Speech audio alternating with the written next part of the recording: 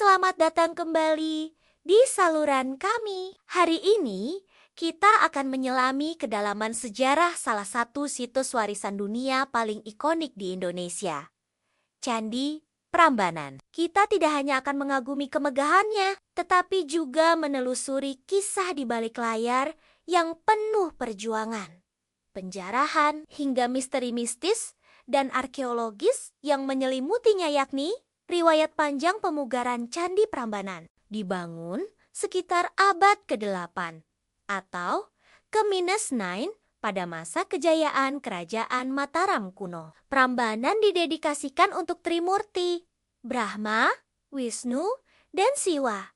Namun, kemegahan ini tidak bertahan lama. Setelah peristiwa dahsyat yang disebut Mahapralaya, yang diduga kuat terkait dengan letusan masif Gunung Merapi, pusat kekuasaan dipindahkan ke Jawa Timur. Candi ini ditinggalkan. Selama ratusan tahun, Prambanan hanya menjadi gundukan batu yang tertutup semak belukar dan abu vulkanik.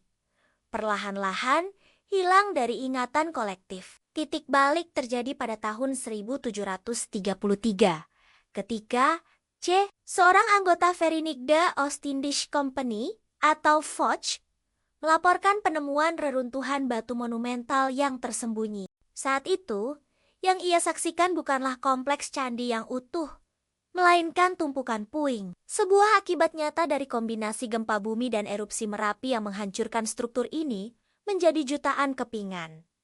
Prambanan telah menjadi puing. Upaya pemugaran baru dimulai secara serius lebih dari 100 tahun kemudian. Pada tahun 1885,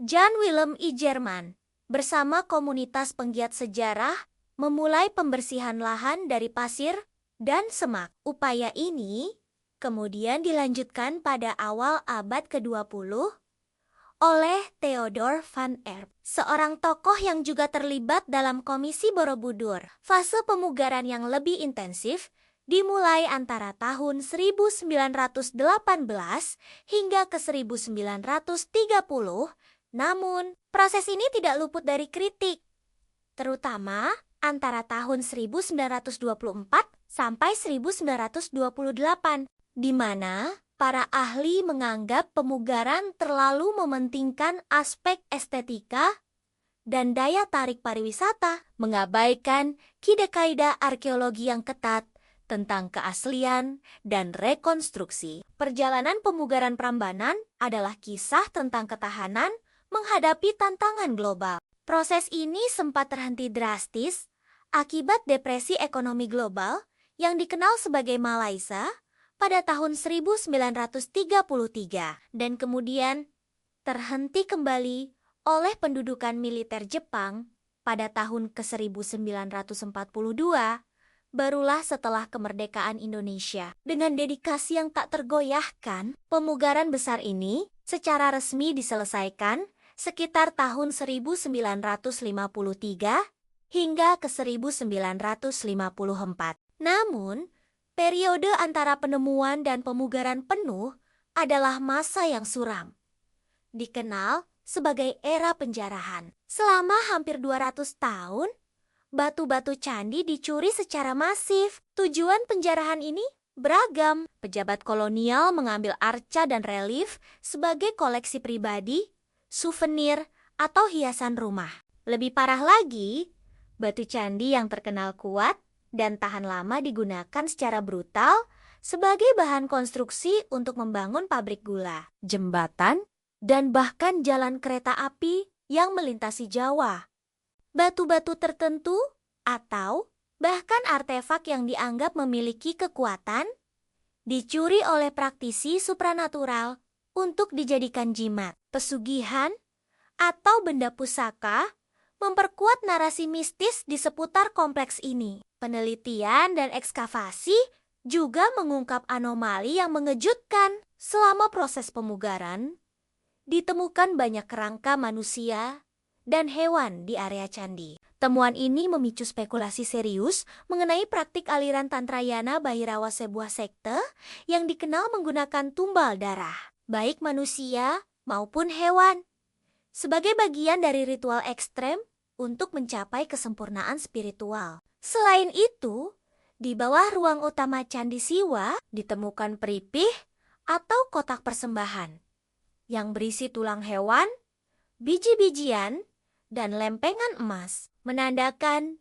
ritual persembahan untuk kemakmuran agraris. Cerita rakyat populer seperti Bandung Bondowoso dan Roro Jonggrang yang membangun 1000 candi dalam semalam diduga kuat, diperkuat, dan disebarkan pada masa kolonial. Propaganda ini mungkin bertujuan ganda, menutupi fakta sejarah pemugaran yang lambat dan sulit, sekaligus meningkatkan daya tarik pariwisata yang sensasional. Selain itu, dulu lokasi reruntuhan yang lembab adalah sarang nyamuk malaria. Ketika para pengunjung atau pekerja jatuh sakit, hal ini sering diinterpretasikan secara mistis sebagai kesambet atau gangguan jin, menjauhkan orang dari penyelidikan rasional. Bahkan, para pekerja restorasi, baik Belanda maupun lokal, sering melaporkan pengalaman ganjil, mimpi aneh, kesurupan, atau sakit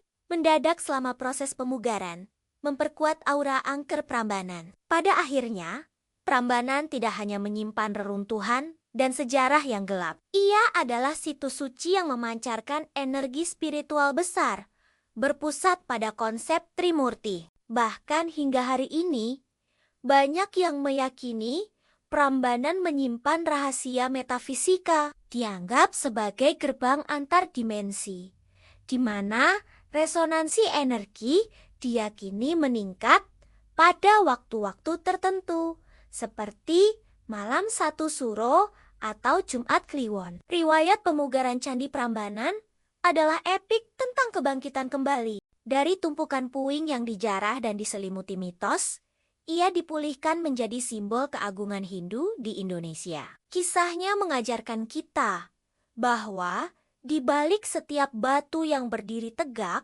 terukir perjuangan, misteri, dan rahasia yang menunggu untuk diungkap.